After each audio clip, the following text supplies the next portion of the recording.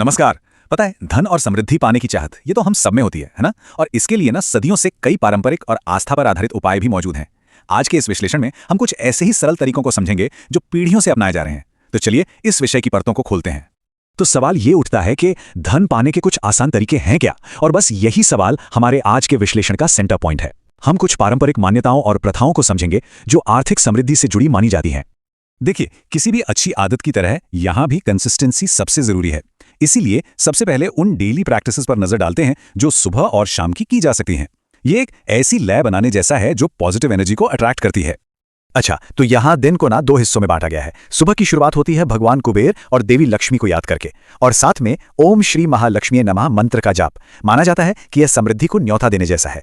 और फिर जब शाम होती है तो तुलसी के पौधे के पास एक दिया जलाना। ये एक बहुत ही खूबसूरत सिंबल है, जैसे घर में देवी लक्ष्मी का स्वागत किया जा रहा हो। अब पर्सनल प्रैक्टिस से थोड़ा आगे बढ़ते हैं और दान के महत्व को समझते हैं। ये एक वीकली रिचुअल है और इसका फोकस लेने पर नहीं बल्कि देने पर है। चलिए देखते हैं कि ये कैसे काम करता है। यहाँ एक बहुत ही स्पेसिफिक उपाय बताया गया है। हर शनिवार को किसी भी जरूरतमंद को खाना या तेल दान करना। अब इसका मकसद सिर्फ मदद करना ही नहीं है, बल्कि यह भी माना जाता है कि ऐसा करने से इंसान अपने फाइनेंशियल स्ट्रगल से बाहर निकल सकता है। मतलब उदारता और समृद्धि के बीच एक गहरा कनेक्शन दिखाया गया है। अच्छा, डेली और वीकली प्रैक्टिसेस तो हो गई, पर इनके अलावा हमारा घर मतलब हमारा फिजिकल एनवायरनमेंट वो भी एक बहुत इंपॉर्टेंट रोल प्ले करता है। ऐसा माना जाता है कि घर में कुछ खास जगहों पर ध्यान देने से समृद्धि को अट्रैक्ट किया जा सकता है। आप देखिए, ये स्लाइड काफी इंटरेस्टिंग है क्योंकि यहाँ 2 अलग अलग जगहों पर फोकस किया गया है।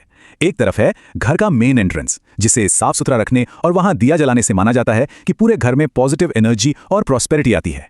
और दूसरी तरफ है तिजोरी या पूजा घर, जहां कुबेर यंत्र या गोमती चक्र रखने से धन की ग्रोथ में मदद मिलती है। तो एक तरह से एक है बाहरी स्वागत के लिए और दूसरा अंदरूनी विकास के लिए। तो हमने कई उपायों पर बात की, रोज के, हफ्ते के और घर से जुड़े। लेकिन इन सबसे ऊपर एक प्रिंसिपल है, एक ऐसा मंत्र है जो इन सभी प्रैक्टिसेस की नींव है। चलिए पता लगाते हैं वो क्या है। तो असली सवाल यह है कि इन सब में सबसे बड़ा, सबसे पावरफुल मंत्र आखिर है क्या? और यही सवाल हमें इस विश्लेषण के सबसे जरूरी पॉइंट तक ले जाता है। और जवाब एकदम सीधा और गहरा है, सच्ची मेहनत और ईमानदारी। कमाल है ना? यह हमें याद दिलाता है कि कोई भी पूजा पाठ या उपाय हमारे पर्सनल एफर्ट और हमारी ऑनेस्ट वैल्यूज की जगह नहीं ले सकता। आखिर में तो यही धन पाने का सबसे बड़ा मंत्र है, मतलब आस्था और कर्म दोनों को साथ लेकर चलना है।